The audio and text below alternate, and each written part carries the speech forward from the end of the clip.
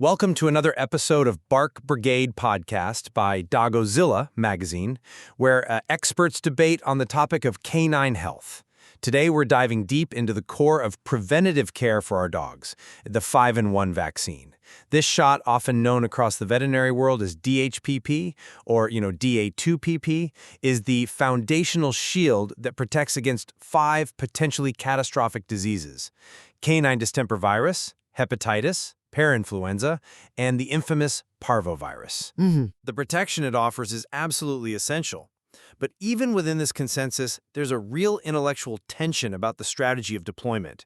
So our central question today is this: should effective canine disease prevention primarily rely on strict, universal adherence to the standardized, mandatory 5-in-1 vaccination schedule, to ensure maximum coverage and build immunity fast? Or should the paramount emphasis be placed on an individualized, ongoing, risk-based assessment provided by a veterinarian?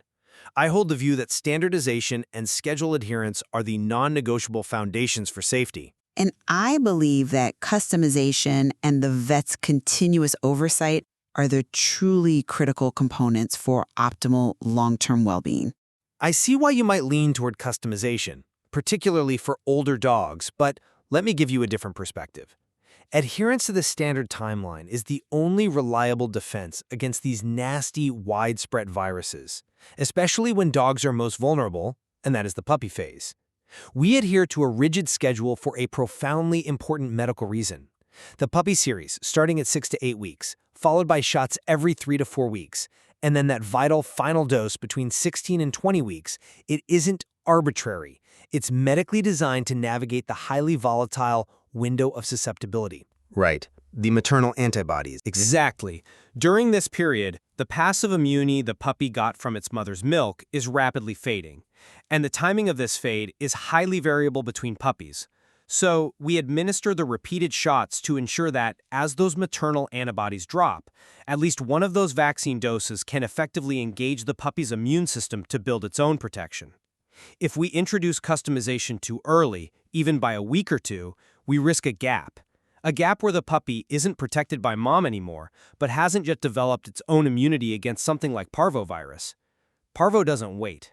It is hyper-contagious and potentially fatal within hours. Standardization, well, it minimizes this profound and immediate risk. We have to prioritize that initial immune response above all else. That rigid 16 to 20-week completion date is the firewall. That's an interesting point, though. I would frame it differently. The schedule ensures initial immunity. I absolutely agree. But achieving sustainable, responsible, and truly optimal protection throughout a dog's entire life, that requires the continuous, tailored expertise of the vet. The standardization you advocate for is merely the entry ticket. It's the starting line. If we rely solely on a standardized schedule, we risk treating every dog as identical, and that fails to recognize that a dog's environmental threats and health needs are, they're fluid and unique.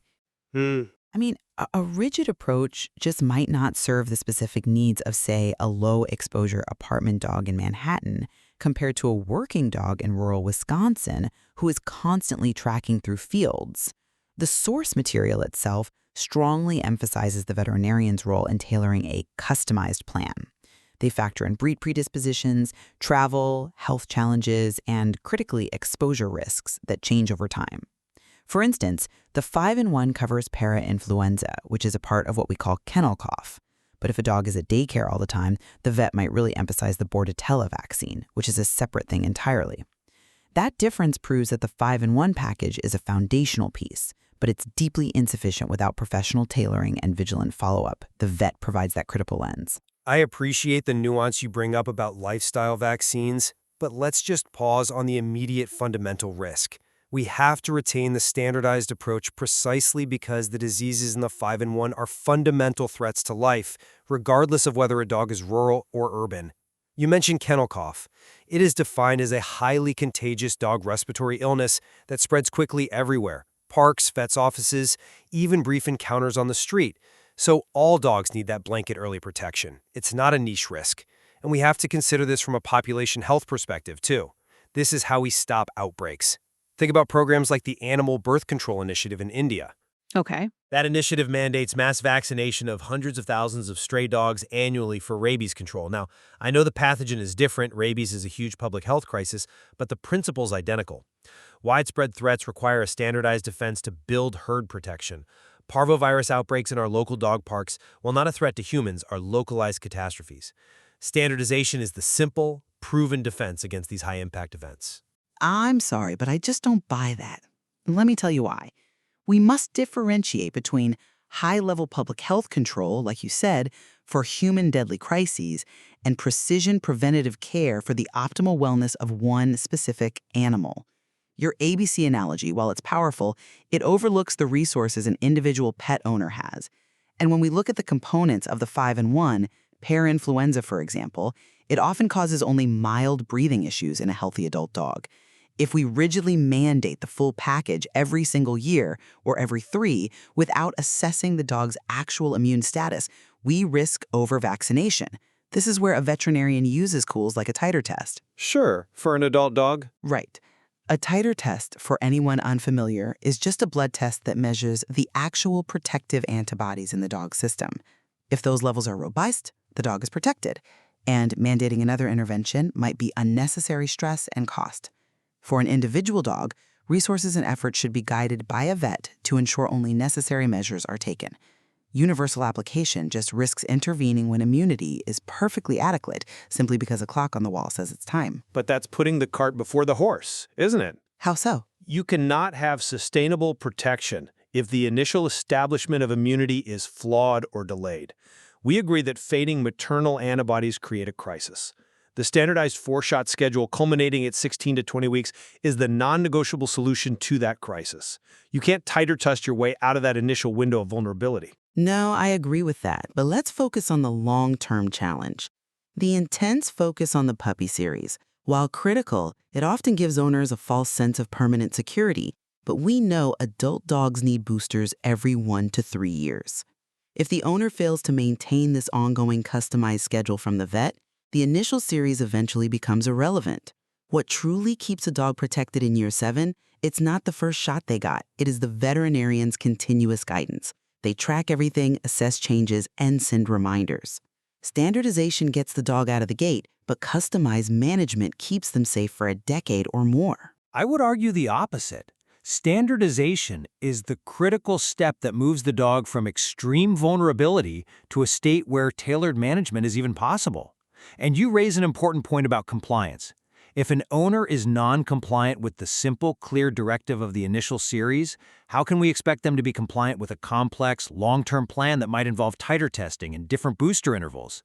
Standardization provides a clear, simple directive during the highest risk phase of the dog's life. But a custom plan necessitates stronger, continuous vet-client engagement, which I think builds better long-term compliance. A standardized checklist allows for passive adherence. You just check the boxes. A custom plan requires an active partnership. The vet is strategically allocating the owner's effort, time, and money where it's most needed for that specific dog. The goal should be the highest possible standard of care, not just the lowest common denominator of safety. But let's just revisit the severity of the primary threat. We are talking about vaccines that target diseases that can cause brain damage, liver failure, systemic collapse. These are core, life-ending issues. Therefore, the standardized schedule prioritizes survival, making adherence inherently more critical than flexibility around, say, a non-core lifestyle vaccine like for Lyme disease. We have to maintain a universal standard when the outcome is mortality. That argument, though, it risks minimizing the actual scope of preventative medicine. The importance of the individualized approach is reinforced by the fact that the vet's role extends far beyond this one vaccine. They are responsible for integrating core vaccines with guidance on everything else: flea and tick control, heartworm medication, nutrition. The consultation is what integrates it all into a comprehensive healthcare plan, customized to that dog. This holistic management, where the vet balances standardized needs with customized needs, makes the individualized assessment the superior overall strategy. Focusing solely on a rigid DHPP timeline misses the bigger picture. We certainly agree that the vaccine is essential, and that veterinary input is absolutely necessary for long-term management. But the fundamental risks posed by the 5 core diseases, especially given their highly contagious nature, demand strict adherence to the standardized 5-in-1 schedule. It establishes essential baseline immunity and protects vulnerable populations swiftly. Standardization is the bedrock that allows customization to even exist. I agree that initial standardization is the vital foundation. However, sustainable, responsible, and optimal pet care hinges on the veterinarian's continuous expertise to craft and maintain that customized plan. This approach ensures the dog receives the precise level of protection needed, tailored to their health, their age, and their changing environment. It moves care beyond a simple checklist into sophisticated, continuous preventative management. I think understanding the high risks of these diseases and the logistics of the schedule helps owners engage more meaningfully with their vets to maximize their dog's fundamental safety. And recognizing that the initial schedule is only the starting point allows owners to maximize their dog's long-term safety through that continuous, critical, and tailored consultation. Thanks for listening to the Bark Brigade podcast. If you want to continue exploring on this topic, visit Doggozilla magazine for healthy dog lifestyle at doggozilla.com.